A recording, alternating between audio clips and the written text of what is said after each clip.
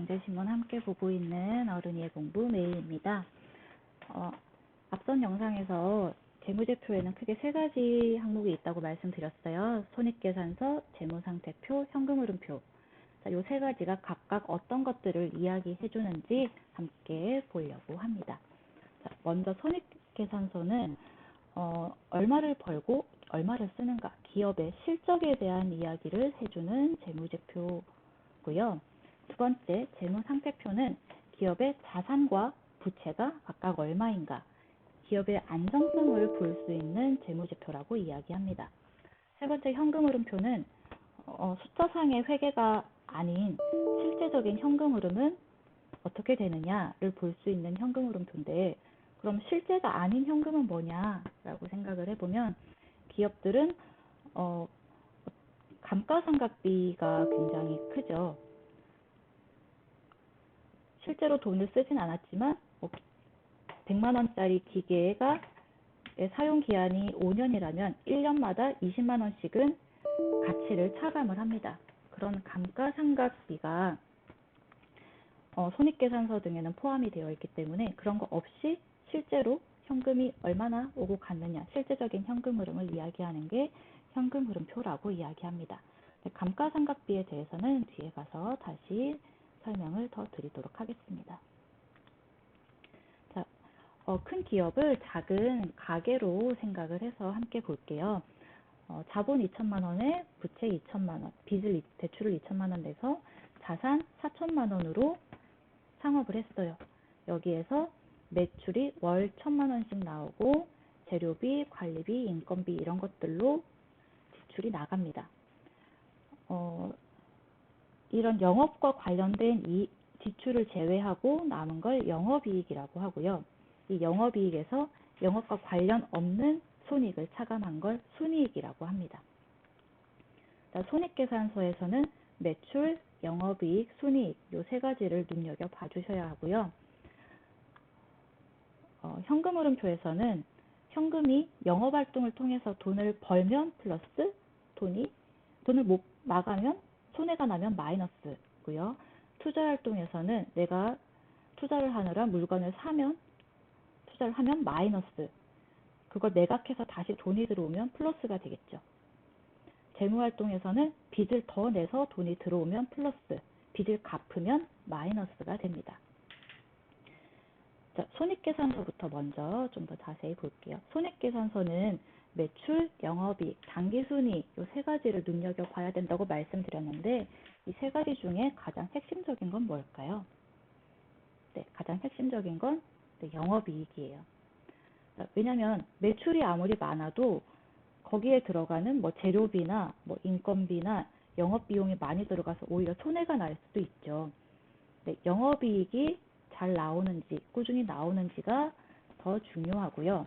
당기순이익에는 영업과 관련 없는 일시적인 지출이 포함될 수 있기 때문에 영업이익이 좀 더 이 회사의 꾸준한 성장과 관련이 깊다고 이야기를 합니다. 재무제표 두 개를 나란히 놨는데, 왼쪽은 LG생활건강의 재무제표예요. 매출액과 영업이익, 당기순이익이 꾸준히 증가하고 있고요. 영업이익률, 순이익률 굉장히 안정적인 걸 볼 수가 있습니다. 자, 오른쪽은 매출액이 굉장히 빠르게 증가하고 있고요. 영업이익도 가파르게 증가하고 있는데, 중간에 당기순이익이 큰 적자가 난 걸 볼 수가 있습니다. 자, 요건 카카오의 재무제표인데, 카카오가 2019년에 왜 이렇게 큰 적자가 났냐면, 그 전에 멜론을 인수를 했었는데, 그때 멜론에 주었던 프리미엄을 감가상각을 했어요. 그러니까 실제로 지출이 있은 건 아니고 회계상으로, 숫자상으로 상각 처리를 했는데 그 비용이 꽤 컸기 때문에 이렇게 순이익이 마이너스가 났습니다. 그렇지만 실제 이 카카오의 영업과는 관계가 없는 수치죠. 그래서 이 적자와 관계없이 2020년에 카카오의 주가는 굉장히 많이 올랐습니다. 자, 오히려 멜론에 큰 투자를 하고 나서 이렇게 영업이익이 증가했기 때문에 성장성이 더 좋아졌다고 할 수가 있는데요. 자, 여기서 보는 것처럼 단기 순이익보다는 영업이익이 그 기업의 꾸준한 성장세를 더 보여준다고 할 수가 있습니다. 자, 두 번째 재무상태표를 같이 볼 건데, 아까 이 손익계산서의 순이익은 이제 기업의 자본으로 다시 추가가 되면서 자산이 늘어나겠죠. 기업의 자본은 초기 자본금에 이제 영업으로 나오는 이런 순이익, 그리고 뭐 유가증 코스닥이나 코스피에 이렇게 상장할 때, IPO를 할 때 나오는 상장 수익들이 더해져서 자본이 되고요. 현금으로 가지고 있는 자산, 뭐 금융 상품으로 갖고 있는 것도 있지만 외상, 매출 채권과 재고 자산, 그리고 토지나 건물 같은 부동산 유형 자산, 그리고 무형 자산, 감가상각비 등을 다 포함을 하고 있습니다. 이 자본이 많으면 일시적인 불황이 와도 견딜 수 있는 체력이 좋겠죠. 그래서 안정성을 볼 수 있는 지표가 재무상태표라고 했어요. 만약에 부채가 많다면 일시적인 그런 불황이나 충격에 굉장히 약해지겠죠. 그래서 부채가 기업들은 보통 부채를 자본보다 많이 안고 있기 때문에 부채가 자본의 2배 이내면 안전하다고 이야기를 합니다. 그러니까 100% 이내면은 굉장히 안전하다고 볼 수 있고요. 이 부채 비율은 네이버 증권 같은 그런 사이트에서 쉽게 보실 수가 있습니다. 자, 또 하나 재무상태표에서 안정성을 위해서 체크해야 되는 게 매출 채권이 외상을 이야기하는 거고요. 재고자산, 팔지 못하고 쌓여있는 상품들을 이야기하는데 매출 채권이나 재고자산이 급증하는 건 위험하다는 신호가 될 수 있습니다. 그래서 이것도 관련된 지표를 봐주시는 게 필요합니다. 그리고 한 가지, 재고자산에서 나중에 주가가 더 높아질 기업을 찾는 방법 중에 하나로 재고자산을 이야기를 하는데, 기업이 갖고 있는 부동산, 건물이나 땅 같은 부동산, 유형자산이나 아니면 갖고 있는 기업의 주식들, 이런 것들이 대박의 힌트가 된다고 하죠. 기업의 자산이 많아지면은 그만큼 이 기업의 가치는 높아지니까요. 그래서 최근에 비트코인이 막 올라갈 때 그 비트코인을 투자한 기업들의 주가가 같이 동반 상승하는 걸 볼 수가 있었습니다. 그런 이유였겠죠.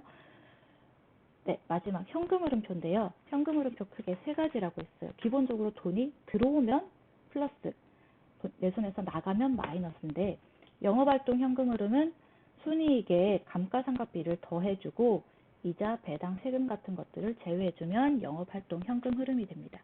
영업활동 현금 흐름은 기본적으로 플러스가 돼야지 정상적인 실적을 내고 있는 기업의 상황이겠죠. 그리고 투자활동 현금 흐름은 기업이 더 성장을 하기 위해서는 투자가 계속 필요합니다. 그래서 투자활동 현금 흐름은 보통 마이너스가 되는 경우가 많고요. 재무활동 현금 흐름은 내가 대출을 더 받거나 자금을 더 유치를 하게 되면은 플러스가 되고 빚을 갚으면 마이너스가 됩니다. 자, 그러면 현금 흐름표의 이상적인 흐름은 어떻게 될까요? 영업활동, 투자활동, 재무활동이 각각 플러스, 마이너스인 기업을 우리가 안정적이라고 이야기를 합니다. 돈을 벌어서 투자를 하고 빚을 갚는 거죠. 그래서 우량한 기업 같은 경우에는 이런 지표를 보이고요. 근데 꼭 이게 아니라고 해서 큰 문제가 있는 건 아니에요. 카카오나 네이버처럼 자금을 계속 유치를 하고 새로운 사업을 벌이는 기업들, 성장성이 높은 기업들의 경우에는 계속 자금을 지원받기 때문에 재무활동 현금 흐름이 플러스가 나오는 경우들도 많이 있습니다. 자, 그런데 어떤 게 위험하냐? 일단 영업활동으로 현금 흐름이 마이너스예요. 적자가 나요. 영업이익이나 순이익은 회계상으로 조작을 해서 플러스로 만들 수도 있지만 이 영업활동 현금 흐름은 플러스로 만들기가 힘듭니다. 그래서 여기가 마이너스가 난다는 거는 좀 곤란한 상황이 되는 거고요. 투자활동이 플러스라는 건 새로 내가 공장을 짓고 뭐 기계를 사는 게 아니라 공장을 매각하고 기계를 팔아서 다시 돈을 거둬들이고 있다는 거죠. 그래서 영업활동이 마이너스, 투자활동이 플러스인 경우는 위험한 기업이라고 할 수가 있겠죠. 그래서 관심 있는 기업들의 이런 상황들을 한번 눈여겨보시면 좋겠습니다. 자, 왼쪽 카카오고 오른쪽은 LG 생활건강인데요. LG가 아니라 LG 생활건강인데 두 기업 다 굉장히 좋은 기업들인데 보시면 영업활동 현금흐름 카카오 경우에는 굉장히 빠르게 증가하는 걸 볼 수가 있습니다. 그만큼 투자도 네, 크게 활발하게 하는 걸 볼 수가 있고요. 돈을 계속 자금을 유치하고 네, 자금을 조달하는 걸 볼 수가 있습니다. LG생건 같은 경우에는 뭐 새로운 사업에 진출하는 비중은 크지 않기 때문에 물론 영업활동 현금 흐름은 꾸준히 증가하고 있어요. 작년에 약간 줄긴 했지만 꾸준히 증가하고 안정적인 편이고 투자활동 현금 흐름도 네, 꾸준합니다. 꾸준한 투자를 하고 있고 계속 꾸준하게 빚을 갚고 있는 기업, 안정적인 상황을 볼 수가 있습니다. 이게 들쭉날쭉하면은 좀 네, 눈여겨볼 필요가 있고 그 이유를 재무상태표에서 한번 찾아보셔야겠죠. 재무제표 주석에서 네, 찾아보셔야겠죠. 자, 마지막으로 설명드리고 싶은 게 영업이익이랑 영업활동 현금 흐름의 차이를 말씀을 드리고 싶은데 네, 여전히 카카오입니다. 카카오의 영업이익이 보면은 영업이익이 중간에 뭐 한번 줄긴 했지만 증가하는 걸 볼 수 있는데 영업활동 현금 흐름 같은 경우 실제적으로 이 기업이 들어오는 돈은 꾸준히 증가하고 있고요. 그리고 최근 3년 보시면 굉장히 가파르게 증가하는 걸 볼 수가 있습니다. 기업의 실적이 네, 좋아진다는 거죠. 자, 왜 차이가 있느냐? 가장 큰 차이는 아까도 말씀드렸던 네, 감가상각에서 큰 차이가 납니다. 실제로 큰 현금 지출은 없는데 회계상으로 그 가치가 평가되는 감가상각이 되는 것들이 있기 때문에 이런 흐름이 나온다고 해요. 아까 카카오가 멜론의 프리미엄을 상각 처리하면서 회계상에 큰 적자가 났지만 실제 이익은 굉장히 좋았다고 말씀을 드렸는데 최근 네이버에서도 그런 비슷한 좀 반대되는 경우가 있었죠. 네이버의 올해 3월 1분기 실적인데 영업이익은 뭐 작년보다 약간 줄어든 수준인데 당기순이익이 엄청나게 증가를 했어요. 영업활동 현금 흐름을 봐도 약간 감소를 했죠. 근데 당기순이익이 왜 이렇게 크게 잡혔냐? 네이버의 퍼가 3인가 5로 내려왔어요. 말도 안 되죠. 그전에는 50 뭐 이랬는데 왜 이렇게 됐냐면 네이버가 일본에 있는 자회사 라인이랑 제트홀딩스를 통합을 하면서 이 라인이 상폐하고 그 처분이익이 회계상에 네이버의 이익으로 잡힌 거예요. 근데 실제적으로 돈을 번 건 아닙니다. 그냥 자회사의 이런 회계상의 숫자상의 처리를 한 거지 실제로 뭐 돈을 번 건 아니거든요. 근데 이렇게 네, 이렇게 보기에는 순이익이 굉장히 좋아진 것처럼 보일 수가 있죠. 자, 이런 사례들에서 보는 것처럼 뭐 영업활동 현금 흐름과 영업이익, 순이익 이런 것들의 차이가 클 때는 영업활동 현금 흐름이 조금 더 진실에 가깝다고 할 수가 있습니다. 물론 구체적인 내용은 재무제표 주석을 통해서 왜 이런 변화가 생겼는지 확인을 하실 수가 있습니다. 자, 여기까지 본 것들 정리를 해볼게요.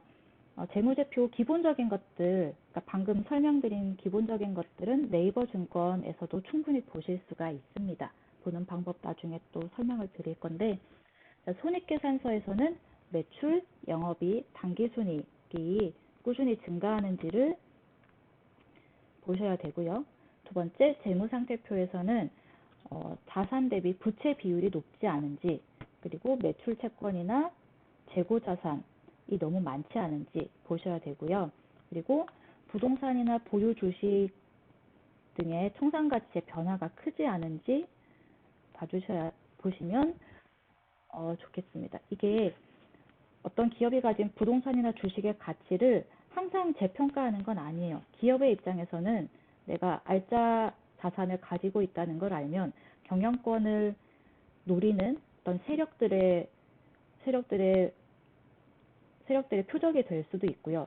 또는 뭐 상속이나 증여 같이 그런 이슈가 있는 경우에는 굳이 갖고 있는 자산을 크게 부풀릴 이유가 없습니다. 그래서 이런 청산 가치를 재평가하지 않는 경우가 많은데, 그런 것들을 미리 알고 있으면 이게 언젠가는 재평가가 됐을 때 주가가 확 뛸 수 있겠죠. 네, 그래서 그런 것들을 잘 보시면 좋고요.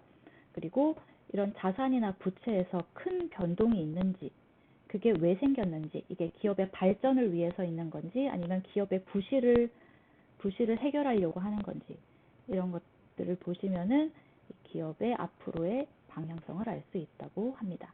그리고 마지막 현금 흐름표에서는 영업과 투자, 재무활동에서 현금 흐름의 방향을 보시면 됩니다. 자, 조금 더 자세히 보고 싶다면 재무제표의 주석까지 보는 게 좋다고 이야기를 했는데요. 아까 말씀드렸던 그런 가치가 재평가될 수 있는 뭐 부동산이나 주식, 이런 자산들을 가지고 있는지, 제대로 평가가 되고 있는지를 찾아보시면 좋겠고, 두 번째는 좀 큰 현금의 출입이나 자산의 증감이 있을 때 그 이유를 찾아보면 이게 앞으로 기업이 성장하고 매출이 늘어날 수 있는 투자인지, 아니면 기업의 어떤 적자를 해결하기 위해서 이런 자산의 증감이 있는지 찾아보시면 앞으로의 힌트가 될 수 있겠죠. 특히 큰 투자 지출 이후에 다시 현금 흐름이 좋아지는 경우, 그런 경우에는 기업이 성장하면서 주가도 같이 급등하는 경우가 많다고 합니다. 자, 여기까지 재무제표를 보는 기본적인 방법에 대해서 설명을 드렸어요. 그 평가하는 지표나 양식에 대해서는 다시 안내를 드리도록 하겠습니다. 감사합니다.